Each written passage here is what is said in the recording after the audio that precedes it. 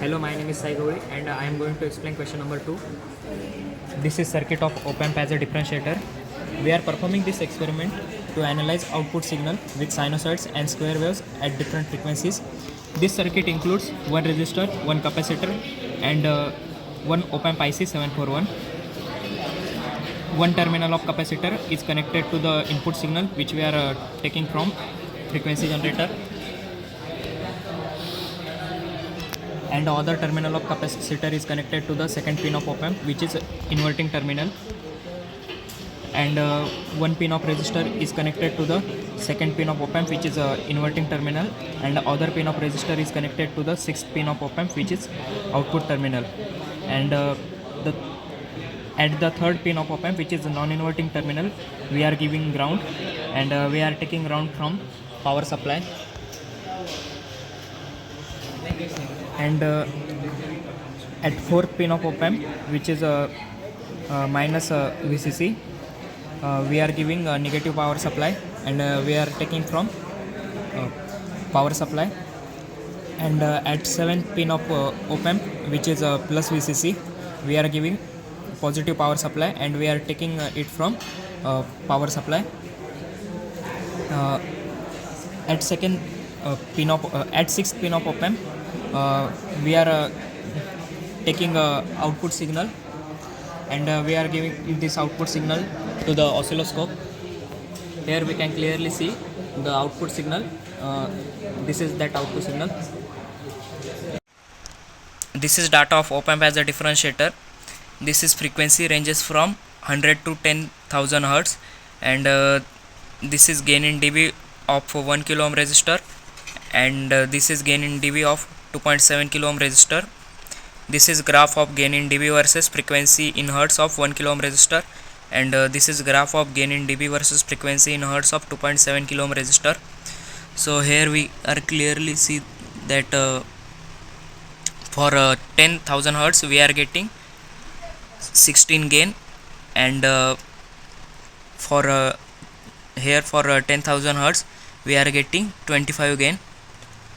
So this implies that when value of resistor increases, for same frequency gain also increases, and here we can clearly see that high frequency response of op-amp as a differentiator in both graph.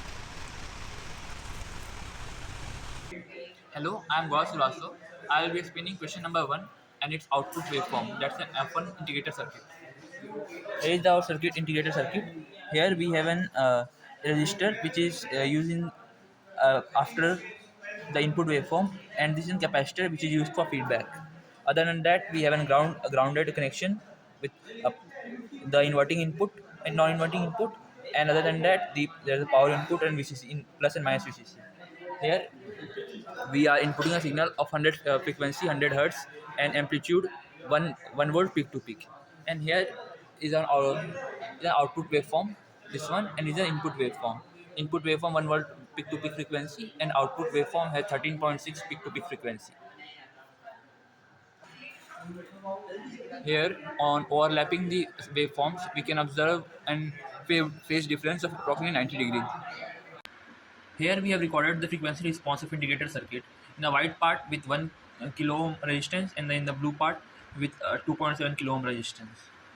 Here we can see its frequency response graph and the gain graph. As we can see in the graph, the magnitude of response of 1 kilo ohm circuit uh, start to decrease at a higher frequency compared to 2.7 kilohertz integrator circuit. This is because 1 kilo ohm integrator circuit has a higher cutoff frequency, allowing more high frequency signals to pass through, and the 2.7 ohm integrator circuit has a low cutoff frequency, attenuating high frequency signals more and allowing more less frequency signals to pass through. My name is Ganwar Lalit, and I'm going to present the third question, which is the adder and averaging circuit. So now over here, if you look, we have four parts: the main circuit, the power supply, the function generator, and the digital oscilloscope, which provides us the output. So now, if you look into the main circuit, it consists of two subparts, in which both of them consist of one op amp here and one op amp here. So now, if you look into the first op amp, we see there are a lot of jumper wires, and there are four resistances used, which is each of 1 kilo ohms, and the other wires are connected to the input, which is provided by the function generator. So over here, the first op amp has a gain of 1 by 2. So what happens is that we take input of two frequencies from the function generator, and the over here, and the input taken is half is added and then halved by the op amp, thus providing us a final output, single wave output. But the problem with the output is that it is inverted. That's why we need to provide a phase in order to invert it again to provide us a proper output. That's why we put the second op amp over here, which has a gain of 1.